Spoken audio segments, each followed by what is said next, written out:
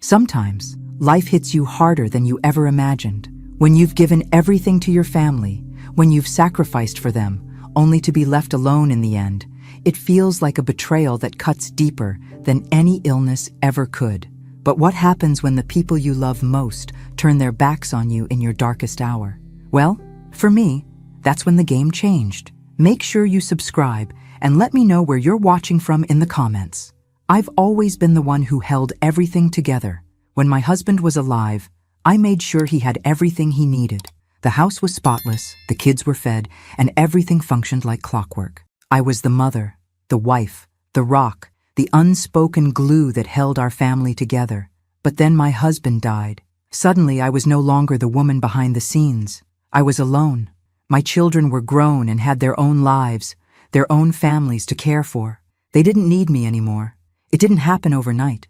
I could feel the distance growing between us, slowly at first, like a slight chill in the air, one that you can't quite place until you realize you've been cold for hours. They came around less, called even less, and when they did, their voices were distant, distracted. I began to realize something I had never truly accepted before. I was no longer important to them. And then I got the diagnosis, cancer. I was scared, of course, but what scared me more was the thought that I was going to face this alone. I've always been the one who cared for everyone else. Now, who was going to take care of me?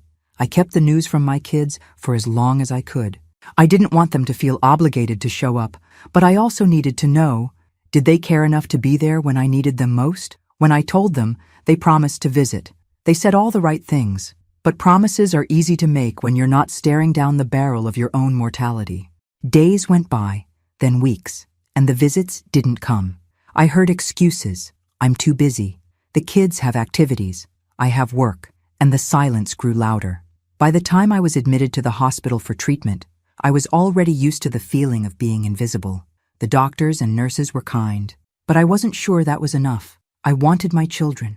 I wanted them to come and hold my hand, even if it was just for a moment. But I sat in that sterile room, my heart sinking with each passing day, and the silence stretched on. That's when I met Lila. She was assigned to the bed beside mine, a young woman, no more than 20, thin, fragile, but with a fire in her eyes that I couldn't ignore. She was fighting cancer too, but hers was in a much less advanced stage. She was much younger than I was, but there was something about her that instantly made me feel connected. She started talking to me right away, telling me how she was doing, how she was feeling.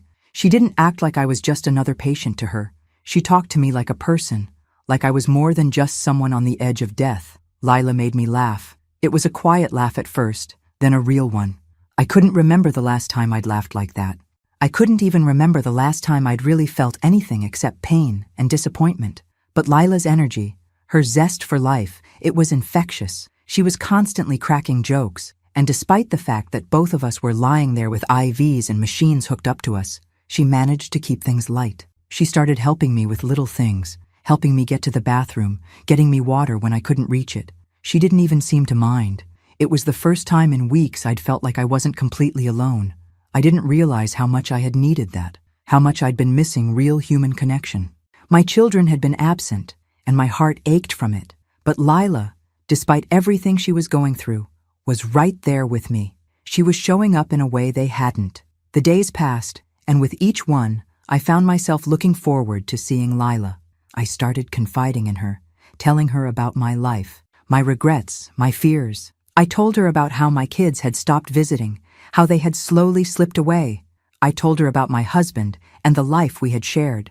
Lila would listen intently, always offering a word of comfort or simply a shoulder to lean on. In return, she told me her story. It wasn't easy for her to speak about, but she did. She'd lost her mother when she was young, and her father was never part of her life. She had grown up in foster care, bouncing from one place to another. No family, no stability. I could feel the pain in her words. I understood it more than she knew. My children had never abandoned me in the way she had been abandoned. But in that moment, I understood the emptiness she carried inside.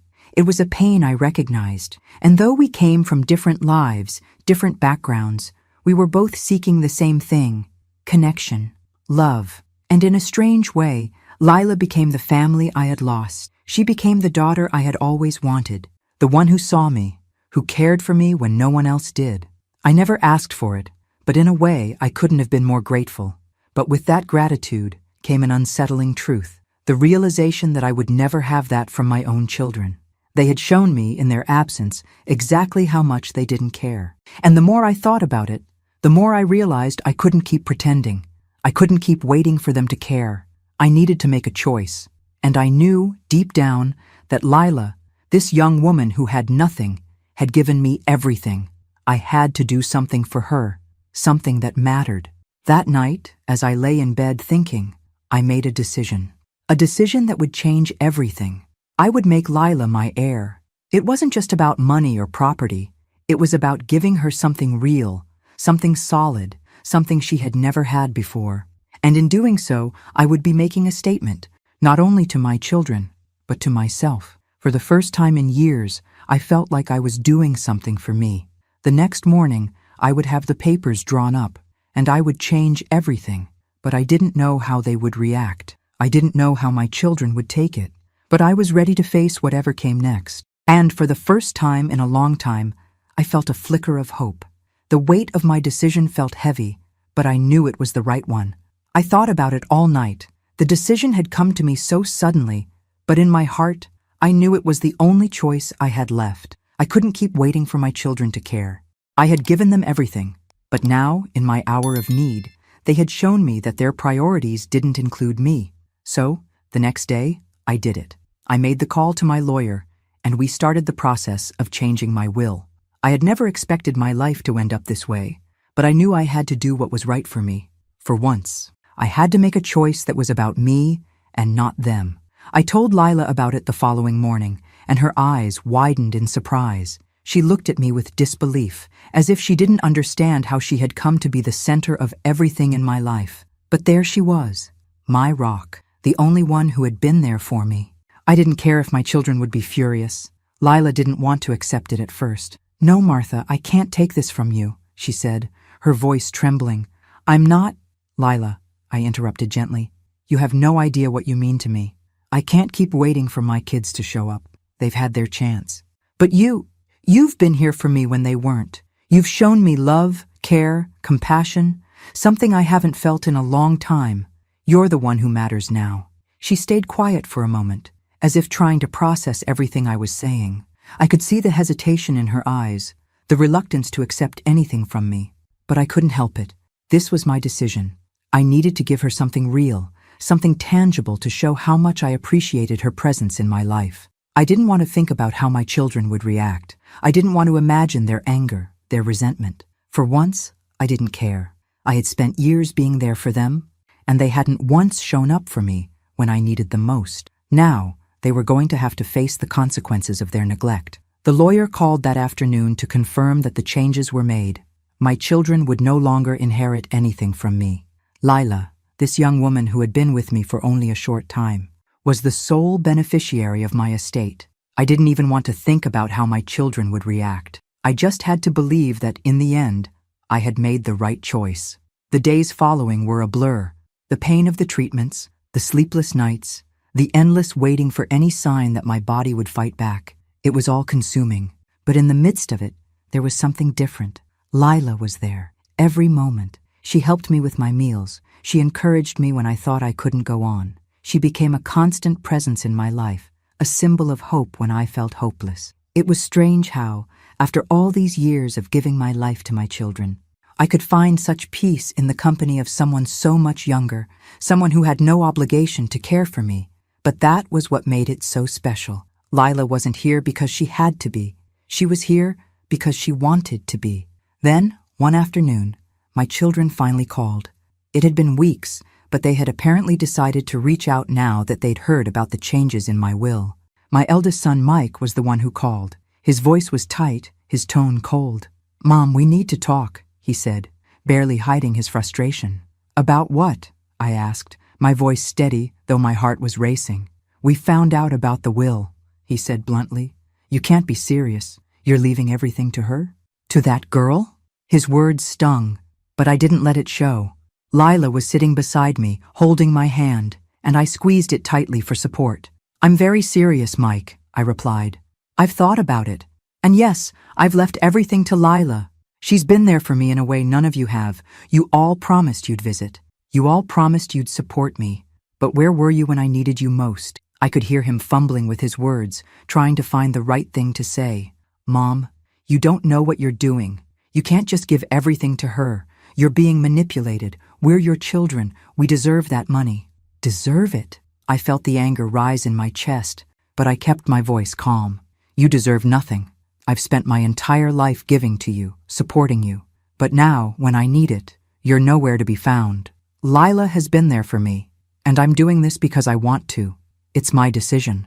There was a pause on the other end, and I could feel the tension.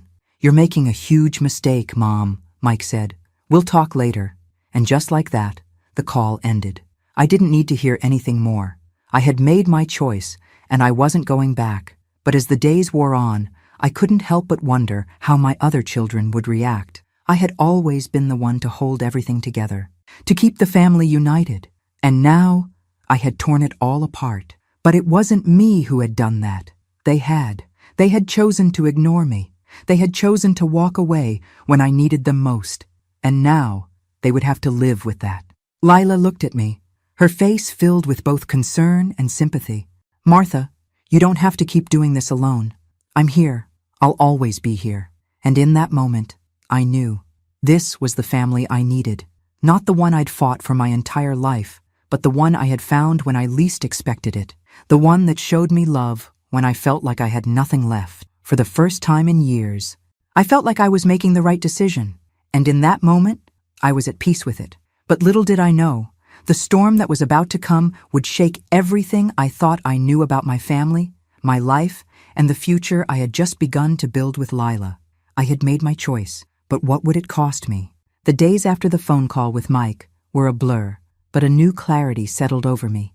I had made my decision.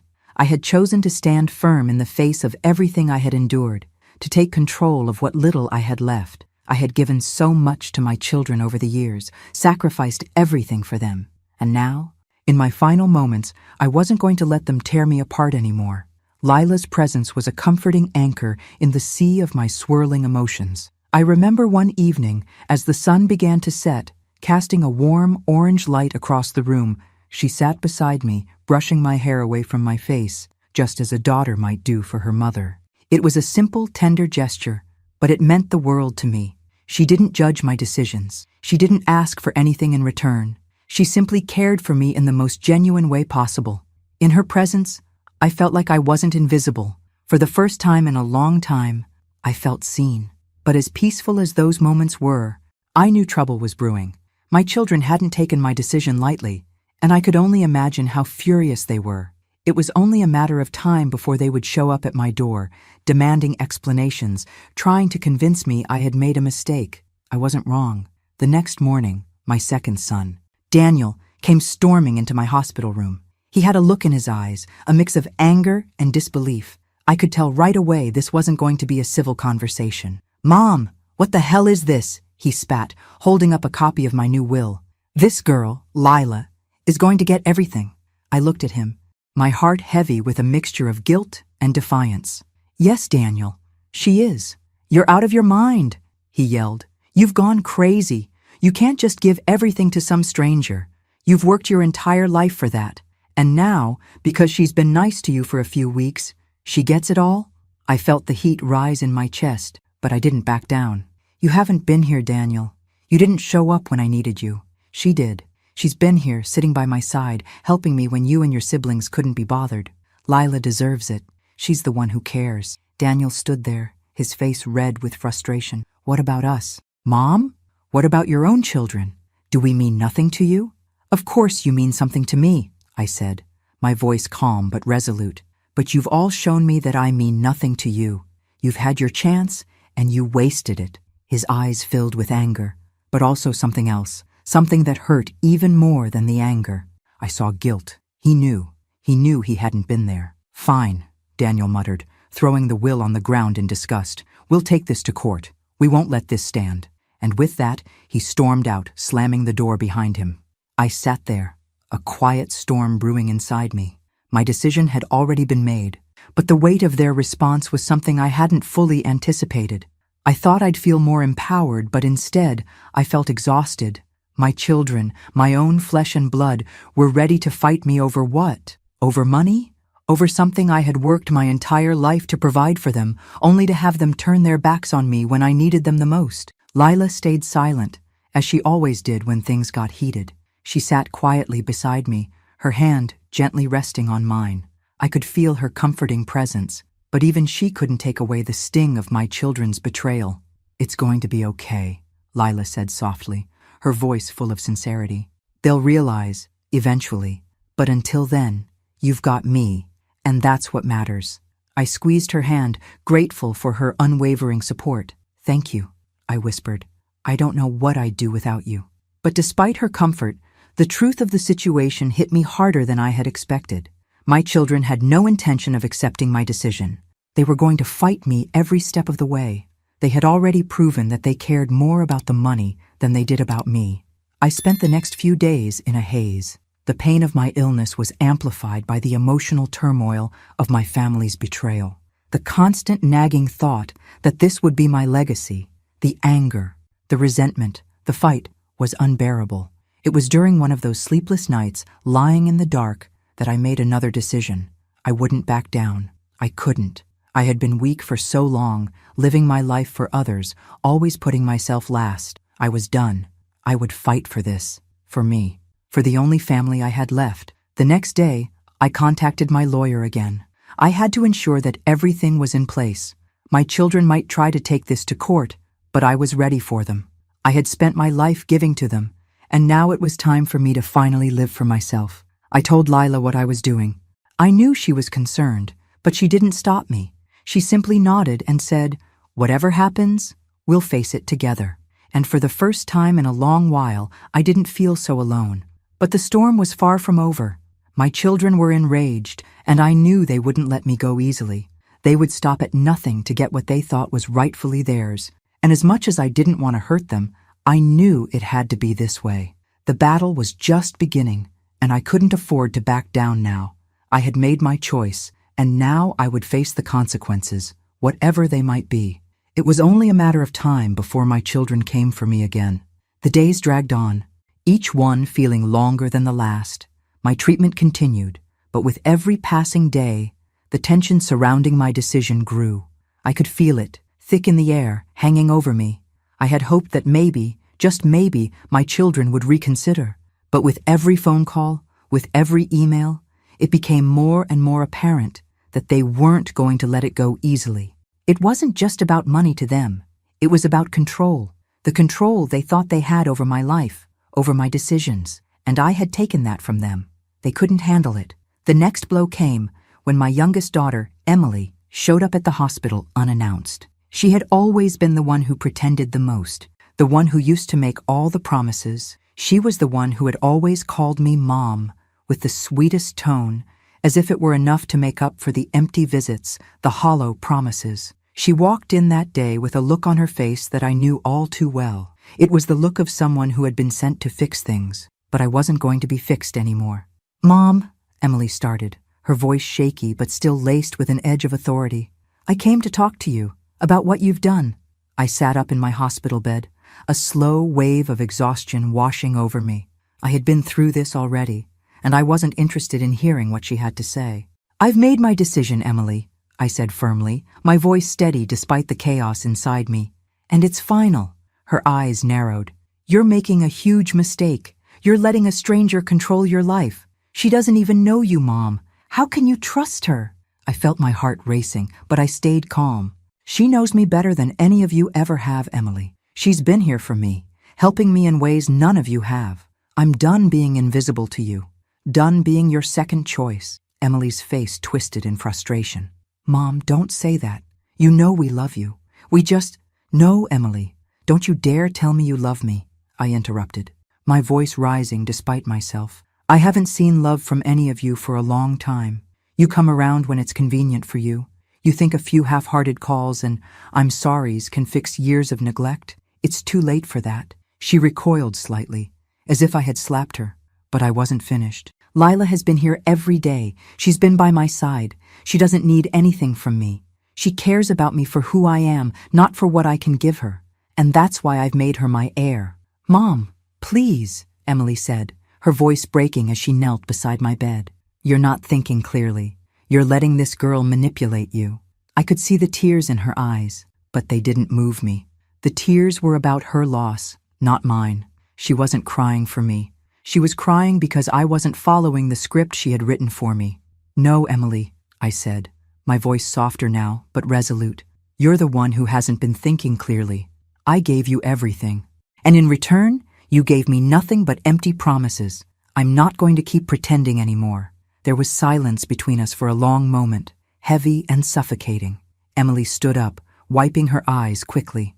You'll regret this, she muttered, her voice thick with resentment. I won't, I said firmly, feeling a strange calm settle over me.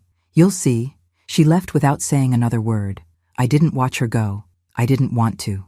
Lila walked into the room a little while later, her expression full of concern.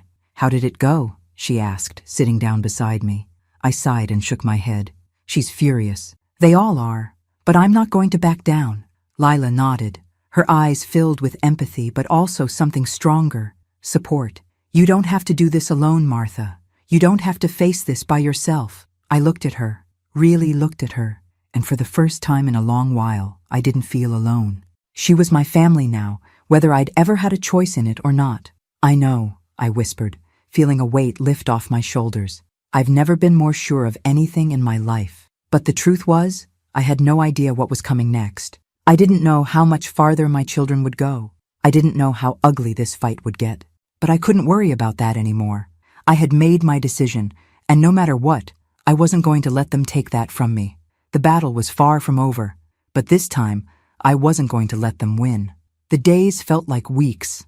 My hospital room, once filled with the quiet hum of machines and the soft shuffle of nurses, now felt like a battleground. I could feel the tension building with each passing day. My children were furious, and I knew they wouldn't just walk away quietly.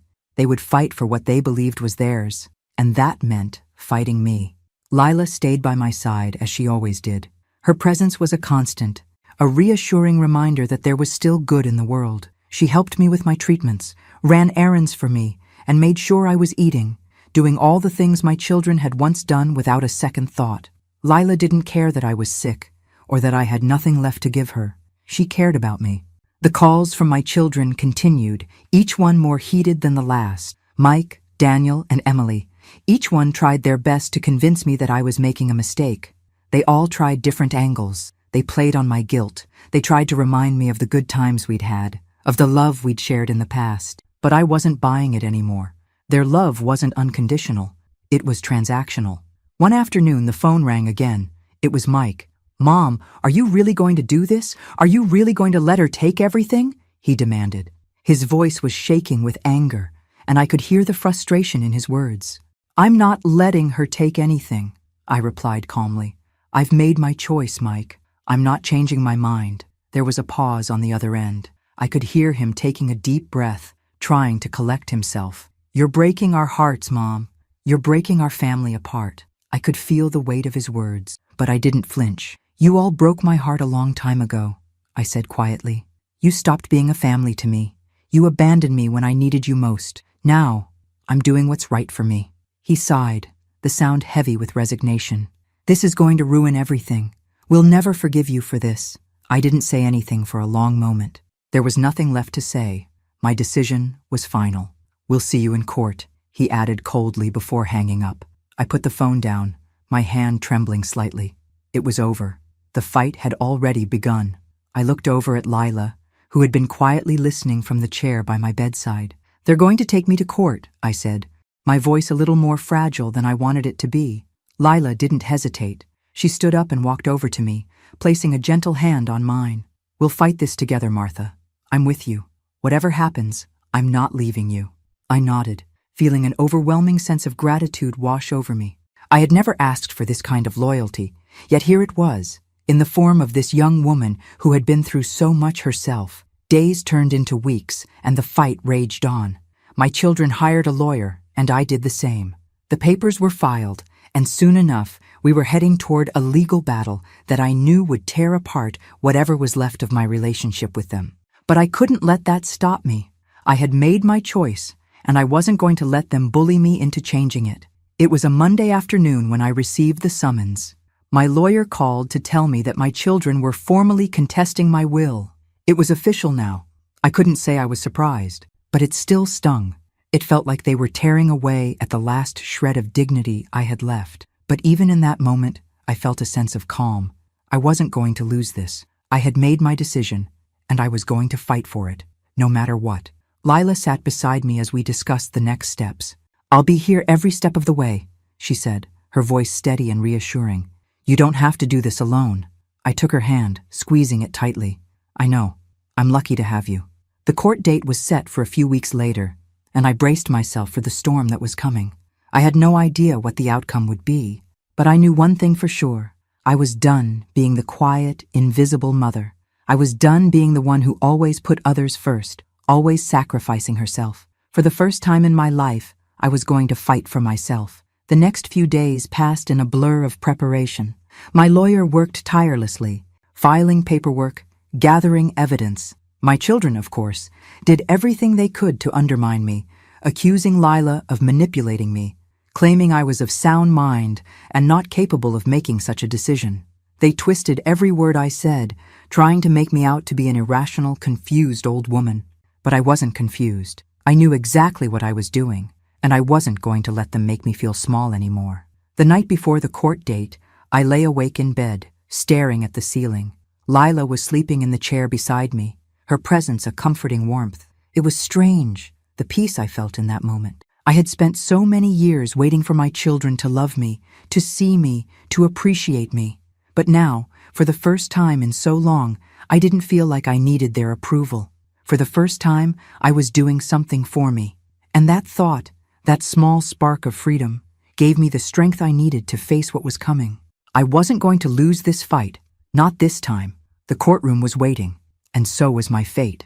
The day of the hearing arrived faster than I expected. I woke up early, the weight of the day heavy on my chest. It was a beautiful spring morning, the sun shining through the hospital window, casting a soft glow on everything around me. But even the sunlight couldn't ease the tightness in my stomach. Lila was already awake, sitting beside me, her eyes filled with both concern and determination.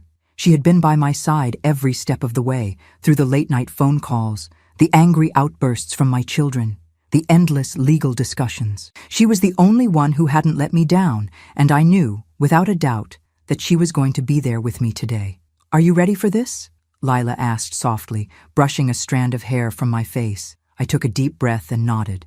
I don't know if anyone is ever truly ready for something like this, but I've made my choice, and I'm going through with it. Lila squeezed my hand. "We'll get through this. You have me." The court was scheduled for the afternoon, and I could feel the anticipation building inside me. My children had already arrived, of course they had, eager to fight for what they believed was rightfully theirs. My lawyer had assured me that I was in a strong position, but I couldn't help the nagging doubt that crawled into my mind. What if I had made the wrong choice? What if I was about to destroy the last chance at a relationship with my kids? But those thoughts were fleeting. I knew deep down that I had done what I needed to do for myself. They had abandoned me. They had left me alone in my time of need. They didn't deserve what I had left. Still, it didn't make it any easier. By the time we arrived at the courthouse, my hands were clammy, and my nerves were on edge. Lila stayed close to me, offering quiet reassurance as we entered the building. My children were already inside, seated on the opposite side of the courtroom, their faces tight with frustration. Mike, Daniel, and Emily sat in the front row, glaring at me as if I had committed the ultimate betrayal. I couldn't meet their eyes. The anger in their expressions was too much. The courtroom was filled with a tense silence as we waited for the judge to arrive. I could feel my heart pounding in my chest, the noise deafening in my own ears. Every part of me wanted to turn and leave, to escape the suffocating atmosphere. But I couldn't. I had to see this through. When the judge entered, everyone stood. He was an older man, his face lined with experience. He looked down at the papers in front of him, then glanced up at the room, his eyes landing on me. "Martha Johnson?" he asked in a neutral tone. I nodded, my voice betraying none of the emotions I felt. "Yes, Your Honor. Your children are contesting your will. Do you understand the nature of the case? I do, I replied, my voice steady, even though my hands were shaking slightly. The judge nodded and gestured for us to sit. The hearing began. My lawyer spoke first, outlining the situation, the will I had drafted, the decision to leave my estate to Lila, and the fact that my children had been largely absent from my life during my illness. My lawyer made it clear that I had the right to make these decisions, and that there were no legal grounds for my children to contest the will simply because they disagreed with it. But my children weren't about to let it go that easily. Mike was the first to speak. His voice was tight, his anger palpable. Your Honor, my mother has lost her mind, he said, his eyes never leaving me. This girl, Lila, is manipulating her. She's taken advantage of my mother's sickness. This decision is not the result of a sound mind. We believe the will should be invalidated. I felt a wave of heat flush through me, my heart pounding in my chest. I had been prepared for this, but hearing him say it out loud, hearing the accusation that Lila had somehow tricked me, felt like a knife to my side. Lila squeezed my hand gently, her presence a quiet strength beside me. I'm not manipulating anyone, she said, standing up to address the court. Her voice was calm, but it carried a weight of conviction. Martha and I have formed a bond. I have done nothing but care for her. She's made her own decision. I have no interest in her money. I only want to see her happy, healthy, and at peace. She chose me because I was the only one there for her when no one else was. I didn't ask for anything. She offered it because she trusts me, because she knows I've been there for her when her children weren't. The room was silent as Lila spoke. I saw a flicker of doubt in my children's eyes, but they quickly masked it with more anger. Daniel stood up next, his voice thick with frustration. This is outrageous, Mom. You can't seriously be considering leaving everything to a girl who's not even part of this family. We're your flesh and blood. We're the ones who should be taken care of, not her. Daniel, I said, my voice stronger than I had expected. You haven't been here for me, not when I needed you most. I'm sorry, but you've made your choice. I'm making mine. The courtroom grew even quieter, the weight of my words hanging in the air. I saw the flash of hurt in my children's eyes, and for a moment I felt a pang of regret. I had given everything to them. How had it come to this? But then I looked at Lila, sitting beside me, her eyes full of understanding and care, and I knew this was right. This was the family I had now. The judge cleared his throat and looked down at the papers in front of him. He then turned his attention to me. Martha, he said, his voice stern but compassionate, this is a difficult situation. You've made your wishes clear, but your children have a right to contest the will. However, it's also clear that your decision is based on your relationship with Lila and your feelings of abandonment by your children. I nodded. That's correct, Your Honor. He paused, his gaze shifting to my children. I will take everything into consideration. This is a complicated case, and I will review all the evidence before making a final ruling. With that, the hearing was adjourned. The room erupted into whispers as the judge left, and my children stood up, their faces red with anger. I didn't look at them as they left the courtroom. I didn't need to. I had made my decision, and no matter what happened next, I knew I had done the right thing. The battle wasn't over yet, but for the first time in a long time, I felt like I had control of my own fate. The waiting was the worst part. The courtroom had been silent as the judge left, but in the hours that followed, it felt like the world was spinning just a little too fast. Lila had stayed close, her quiet presence grounding me, but I couldn't shake the knot in my stomach. I had made my decision, and I knew it was the right one, but the emotional weight of it all was heavier than I had expected. The judge had promised to review everything, but when would that be? How long would it take? And what would happen when he finally made his ruling? The next few days passed in a blur. I spent my time recovering as best I could from the cancer treatments, while Lila continued to care for me with the same quiet dedication she always had. She was there when I needed her, offering comfort, support, and a kind word whenever I felt the pressure of the legal battle weighing down on me. But even with her by my side, I couldn't ignore the fact that I had lost something irrevocable. My children's anger, so raw, so biting, was something I couldn't forget. The decisions I had made weren't going to just vanish because I had done what was right for me. A few days after the hearing, the phone rang again. I didn't need to look at the caller ID to know who it was. Mike, I answered, taking a deep breath before speaking. What now, Mike? You've really done it this time, haven't you? His voice was laced with bitterness. Mom, you've destroyed everything. Everything was already destroyed, Mike, I said quietly, but firmly. You've all abandoned me. I'm sorry, but I'm not going to keep pretending that you care just because you're upset about the will. You think we don't care? His voice was raised now, and I could hear the frustration building. You really think we don't care?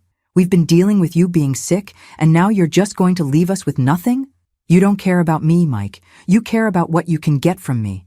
And I've given enough. I'm not asking for your forgiveness. And I'm not going to feel guilty for making a choice that's mine to make. There was a long pause on the other end, and I could feel my chest tightening with each second. But then, as if on cue, I heard the sound of someone approaching in the background. A familiar voice. Mike, let it go. This isn't going to get us anywhere. Emily. You stay out of this, Emily, Mike snapped. This is Mom's fault, not mine. I felt my pulse quicken at the sound of their voices, each one filled with anger and hurt. And suddenly, it felt like I was right back where I started. Alone, misunderstood, drowning in all the emotions they had left behind. I've already made my decision, I said, my voice quieter now. And no matter how many times you yell at me, it's not going to change. The silence on the other end of the line was deafening. Finally, Mike spoke again, his voice quieter, more resigned. We'll see about that, but I'm telling you. Mom, you're going to regret this. I didn't say anything else. I couldn't. What was left to say? I hung up the phone and leaned back against the pillow, staring at the ceiling. The anger was still there, but it wasn't mine anymore. They had their own pain to work through. I had my own. Lila came in a few moments later, her face full of concern. How are you doing? I didn't even try to hold back the emotion. I'm so tired, Lila. I can't do this anymore. Lila sat beside me, her hand resting gently on mine. You don't have to do it alone. I'm right here, Martha. You're not alone in this. I took a deep breath, grateful for her unwavering support. I know, and for that I'm thankful. You're the only family I've got left, and that means everything to me. She smiled, and for a moment, I felt a glimmer of peace. But the world outside our small hospital room hadn't stopped. My children were still out there, and the legal battle was still waiting to unfold. It wasn't over. Not yet. The next morning, my lawyer called. The judge has made his decision, he said. The ruling will be handed down today. My heart skipped a beat. The moment I'd been dreading and waiting for had finally arrived. Lila stayed with me while we waited for the news. We sat together, my hand in hers, both of us silently anticipating what would come next. The phone rang again. It was my lawyer. It's over, he said, his voice calm. The judge ruled in your favor. For a moment, I couldn't process what he was saying. I had won. Your children are not entitled to anything, he continued. The will stands. Lila is the sole beneficiary. I could hardly believe it. After all the pain, all the anger, the heartbreak, I had finally taken control of my life. I looked at Lila, her eyes wide with surprise and relief. We did it, I whispered. She smiled, but there was something in her smile that wasn't just about victory. It was about the peace I had finally found. It was a quiet moment, one of realization that no matter what had happened before, this was the beginning of something new. I couldn't undo the hurt I had caused. I couldn't take back the things I had said, but I had done what was right for me. And now, I was free. The battle was over, and in the end, I had found what I had been searching for all along, peace. The days following the court ruling were strangely quiet. There were no more angry phone calls from my children, no more accusations or threats, just the stillness of a decision made, a line drawn in the sand. I had won, but I wasn't sure I felt like I had. The relief of the victory didn't come in the form I had expected. I had imagined that once the judge ruled in my favor, I'd feel liberated, free to live the rest of my days in peace, without the weight of family obligations hanging over me. But instead, I felt a quiet emptiness. The battle had been won, but I had lost something that could never be replaced. The family I had once known. Lila had been by my side through it all. She was the first one to hug me after I got the news, her smile full of genuine happiness for me. But as the days wore on, I saw a shadow in her eyes, a concern that had nothing to do with the court case. Martha, you've been through a lot, she said one evening as we sat on the small porch outside my hospital room. But I don't want you to feel like this is the end. It's a new beginning. You deserve to live without the weight of that past holding you down. Her words were kind, but they didn't lift the cloud that lingered over me. The house I was left with was empty, too quiet. I spent hours each day thinking about what my children might be doing, whether they were angry enough to keep fighting, or whether they'd let the matter rest. Mike, Daniel, and Emily had not contacted me since the ruling. Part of me hoped they would, perhaps just to say goodbye, to acknowledge the deep hurt I had caused them. But the other part of me, the part that was finally free from their expectations, knew it would never happen. I spent the following days sorting through the things that had once been mine. Family photos, letters, old mementos. There was a strange sadness in doing this alone.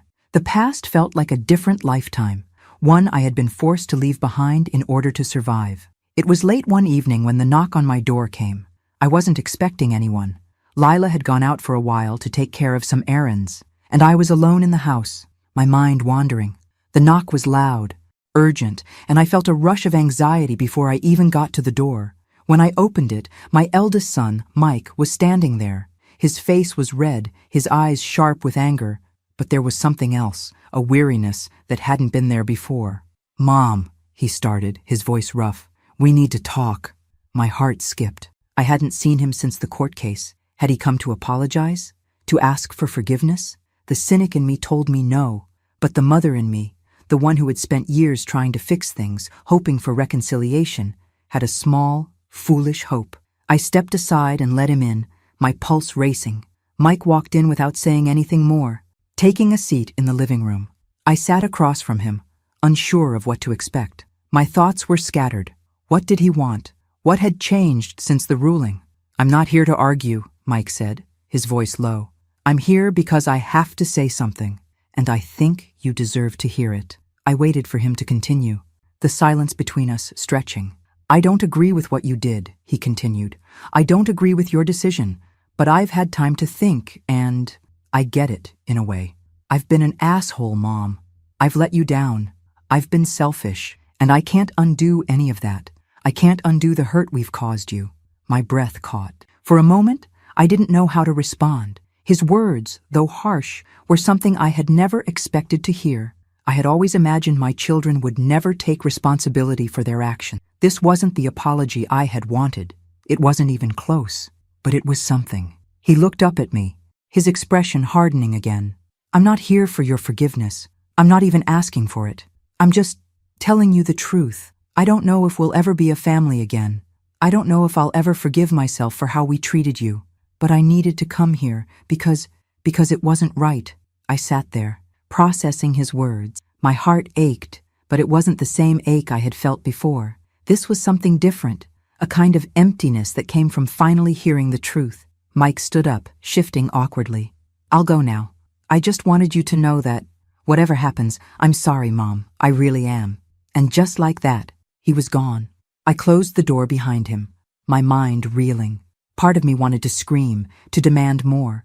But the other part, the part that had spent years waiting for this moment, felt a strange sense of peace. It wasn't the closure I had imagined, but it was closure nonetheless. My son had apologized, and while it wasn't enough to fix everything, it was enough for me to understand that he had recognized the pain he had caused, and now, maybe, I could finally start moving forward. I wasn't sure if my children would ever come around completely. I didn't know if they would ever truly accept my decisions, or if they'd continue to harbor resentment.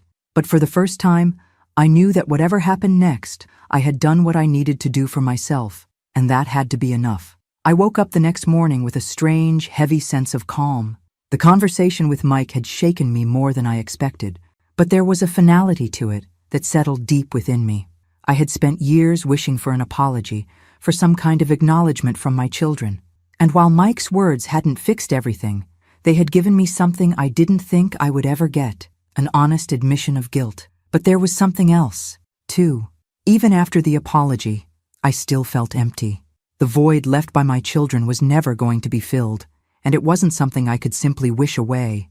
I had tried to love them with everything I had, but it wasn't enough. And now, here I was, on my own, with only Lila beside me. I heard a soft knock on the door later that afternoon. It was Lila, returning from her errands, her face bright and full of life, as usual. The contrast between her energy and the heavy sadness that still lingered in me was stark, but in that moment, I couldn't help but feel grateful. She was the only person who had truly shown up for me when I needed it most. "How was your day?" she asked as she entered the room, setting down her things with a smile. I gave a weak smile in return, but it didn't reach my eyes. "It's been quiet." Lila immediately noticed the change in my demeanor. "What happened?" I hesitated for a moment, then took a deep breath. Mike came by. Her eyes softened. "And?" He apologized. Lila sat down next to me, her hand gently brushing mine. "That's a big step, Martha. Maybe it's not everything you wanted, but it's something." I nodded slowly, unsure of what to say next. The weight of it all was too much to articulate. I didn't expect it. Not from him. Not in that way. Lila's expression was full of understanding. People don't always show up the way we want them to, but it doesn't mean they don't care in their own way. I felt a lump in my throat. It wasn't that I didn't believe Lila. She had shown me care in ways I could never have imagined. But it was hard to let go of the hope that my children might one day truly care, the way I had always wanted them to. "What now?" I asked, my voice a little more fragile than I intended. "What do I do with this?" "You keep going," Lila replied firmly, squeezing my hand. "You keep moving forward. You've made your choice, and you're not alone anymore." The words were simple, but they gave me a sense of clarity that I hadn't had in weeks. I was starting to see what Lila meant. Moving forward wasn't about waiting for things to go back to the way they were. It was about accepting what had happened and choosing to live in the present, no matter how difficult it was. And so, I made a choice. I wasn't going to keep living in the shadow of what I had lost. My children were grown now, and they had made their choices. It was time for me to make mine. The days passed quickly after that. I continued my treatments, pushing through the physical pain, and focusing on the one thing that had kept me grounded: Lila. She was my family now, my daughter by choice. And every day, she proved that she was more than just a caretaker. She was a true friend, someone I could count on no matter what.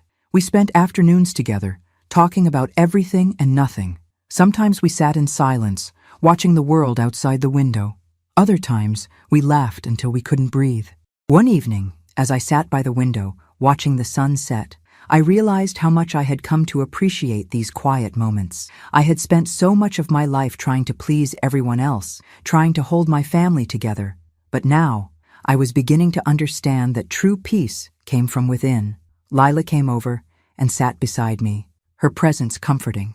"I was thinking," she said softly, "we should move somewhere together. Maybe get a place outside the city, somewhere peaceful.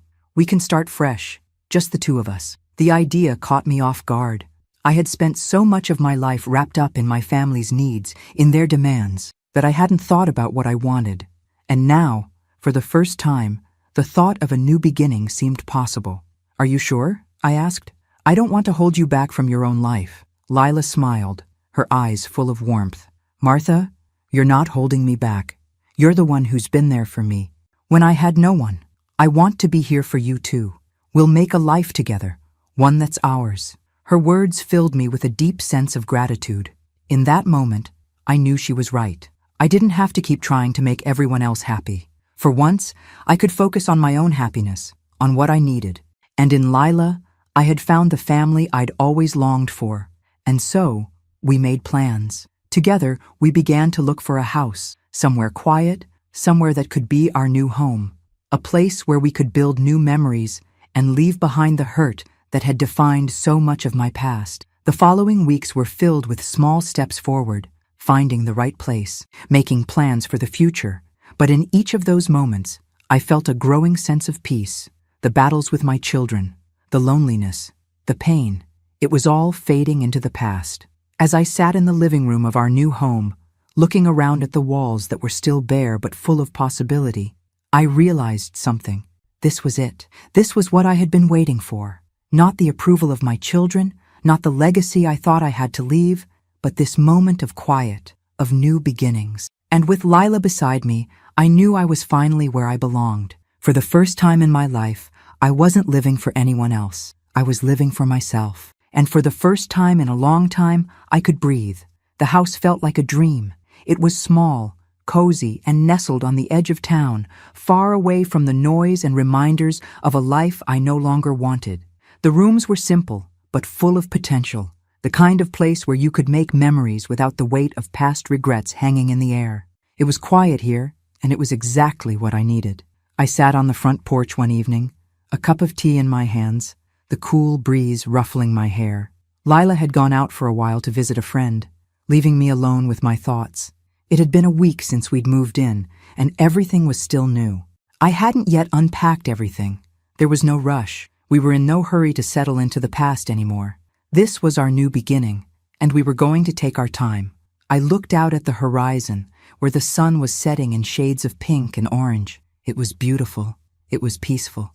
And for the first time in a long time, I felt like I was exactly where I was supposed to be.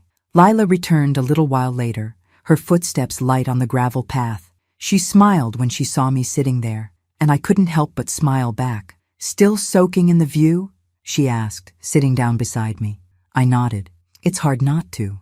It's everything I wanted, everything I didn't know I needed." She chuckled softly, settling next to me and placing a hand on my knee. "I'm glad you're happy here. You deserve it." The weight of her words settled in me like a soft, comforting blanket. For so long, I had searched for approval, for love, from the people who were supposed to care about me most. But in this moment, I realized something important. I didn't need their validation anymore. I didn't need their acceptance. I had found something much better. "Lila," I began, my voice thick with emotion, "I don't know how to thank you for everything you've done. I don't know if I ever can." She shook her head, her eyes soft and full of understanding.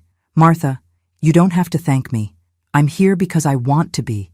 You've given me something no one else has, and that's enough." Her words hit me deeper than I expected, stirring something inside me I hadn't realized was still there.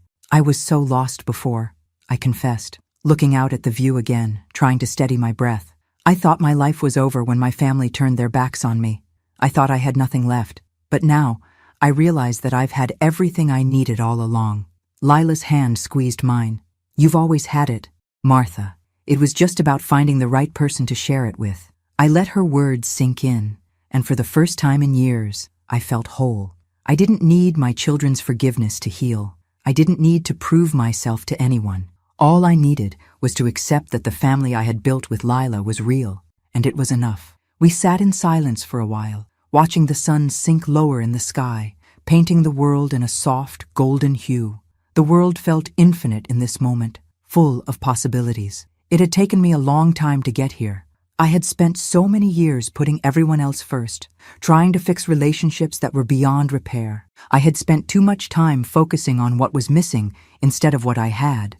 But now I understood that the true treasure wasn't in what I lost. It was in what I had found in Lila. When the stars started to appear in the sky, Lila turned to me and smiled. "You know, we've got a whole lot of life ahead of us. Martha, it's a fresh start. Let's make the most of it." And in that moment, I knew she was right. This was my fresh start. It wasn't perfect, but it was mine. No more fighting, no more proving myself, no more longing for people who would never truly appreciate me. What mattered now was the family I had chosen, the one who showed up, who cared, who loved me for who I was. We didn't need a perfect past to make a perfect future. We just needed each other. I looked at Lila, her face lit up by the soft glow of the porch light. My heart swelled with something I couldn't quite describe, something that felt like home. "We'll make it work," I said softly. "Together." She nodded, her eyes gleaming, "Always." And for the first time in a long time, I didn't feel like I was just surviving. I was living. I was free. And in that moment, I knew that no matter what happened, everything would be okay. The past had shaped me, but it would not define me. And now, with Lila by my side, I was finally ready to embrace the future. It's strange how life can feel so heavy, and yet, in the blink of an eye, everything can change. I had spent so much time waiting for a resolution, for some final answer, but I've learned that there is no one moment that defines everything. No single apology, no court ruling, no confrontation that will bring everything into focus. Life is a collection of moments, of decisions, and they accumulate in the way we live our lives. I woke up this morning with a different kind of peace. It wasn't the kind of peace that comes with solving a problem or making a decision, but the kind that comes with acceptance. I no longer felt like I was fighting to prove something to my children, to anyone. The past was behind me, and I had chosen to leave it there. Lila was already up, as usual, making coffee in the kitchen. Her energy was like a quiet storm, steady and constant, always filling the space with warmth. I could hear her humming softly as she moved about. I watched her from the doorway, my heart swelling with gratitude. She was everything I needed, and I couldn't have asked for a better companion on this journey. "Good morning," I said, my voice still thick with sleep. She turned, a bright smile on her face. "Good morning? Sleep well?" I nodded, walking into the kitchen to join her. "Better than I have in a long time." She handed me a cup of coffee, her eyes warm. "I'm glad. I know it's been a lot, but I think we're finally finding our rhythm here." I took the coffee, savoring the warmth, and looked around at our little home. It was still a work in progress. There were boxes in the corner, some paintings still waiting to be hung on the walls, but it felt like ours, a space where we could just be. "Yeah," I said softly, "I think we are." The days after the court ruling had been quieter than I expected. My children hadn't tried to contact me again, and part of me wondered if they had finally accepted what had happened or if they were still seething with resentment. Either way, I couldn't control it. I had done what I needed to do for myself. Lila had been right about something. It wasn't about fixing everything. It wasn't about trying to repair broken relationships that had already crumbled beyond repair. It was about finding peace in the chaos, about recognizing that I had the power to choose my future, regardless of what had happened before. "Do you ever wonder if things could have turned out differently?" I asked, staring into my coffee cup, the question that had been lingering in my mind for days. Lila set her mug down, her gaze soft and thoughtful. "I think we all wonder that sometimes, but I don't think about it much anymore. What's more important is what we're doing now, what we're building. You're not alone in this, Martha, not anymore." I looked at her, the words she spoke sinking in deeper than I realized. It wasn't the future I had imagined for myself, but it was the one I had now. And for the first time, I felt a sense of hope I hadn't felt in years. "We're building something good, aren't we?" I said, a quiet smile tugging at my lips. Lila smiled back, her eyes filled with something that felt like love, like family. "We are." The rest of the day passed in the same quiet, comfortable rhythm. We worked together, cleaning up the last few things in the house, organizing, putting down roots in a way that felt different from what I'd always known. It wasn't about possessions or money or legacy. It was about creating a life that was filled with love, a life that was ours. Later that evening, as we sat on the porch, watching the sun dip below the horizon, I felt a strange sense of satisfaction. The world wasn't perfect. I didn't have all the answers, but I was no longer chasing someone else's idea of what my life should be. I wasn't defined by my past mistakes, nor by the decisions my children had made. I was free, and I knew, deep down, that this was the beginning of something beautiful. I had spent too long trying to fix the broken pieces of my past, but now, with Lila by my side, I was learning to let go of the past and embrace the future. And for the first time, I was living fully, without regret. It's funny how life can surprise you even when you think you've seen it all. I had spent so many years battling my own demons, trying to hold on to what was already slipping away. I had wanted to fix everything, to heal the wounds that couldn't be healed, to make my children love me the way I had always wanted. But now, sitting here in our little house with Lila, I realized that what I had been searching for all this time wasn't in the past, wasn't in the fight for approval from those who had long since turned away. What I had been searching for was peace. Lila and I had made this place our home. It wasn't perfect, but it was ours. There were still boxes in the corner, and some rooms needed more work than others, but it didn't matter. We had built something real together. We had created a space where we could breathe, where I could breathe. It had taken me a long time to get here.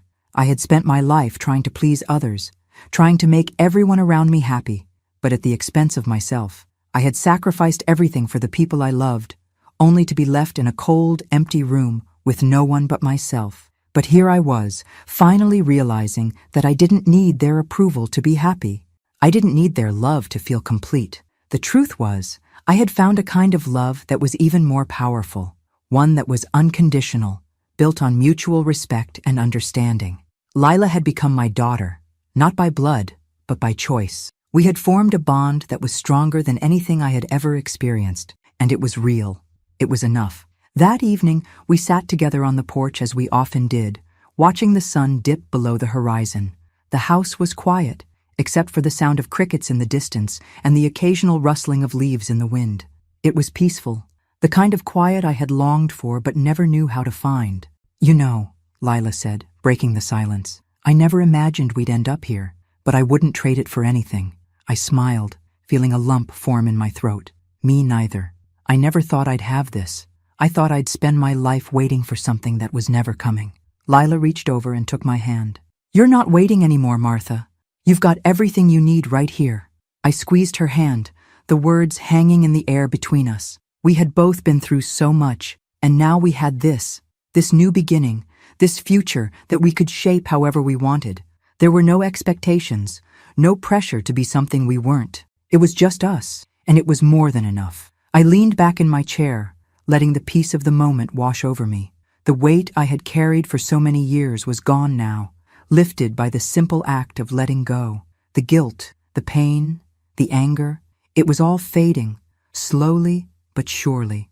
I had stopped trying to fix everything, stopped trying to force things that were never meant to be, and in doing so, I had found freedom. "We're going to be okay, aren't we?" I asked, my voice a little shaky. Lila looked at me, her eyes soft and filled with affection. "More than okay. We're going to be great." I believed her. For the first time in a long time, I truly believed her. We didn't need a perfect ending. We didn't need everything to be neatly tied up in a bow. What we had was real, and it was enough. In this quiet little house, in the life we had created together, I had finally found what I had been searching for all along: love, peace, and acceptance. The past no longer had control over me. I was free, and so was my heart. I didn't need to prove anything to anyone anymore. I had lived my truth, and in doing so, I had found the family I had always wanted. It wasn't perfect, but it was ours, and that was all I needed. Thanks for listening. Don't forget to subscribe and feel free to share your story in the comments. Your voice matters.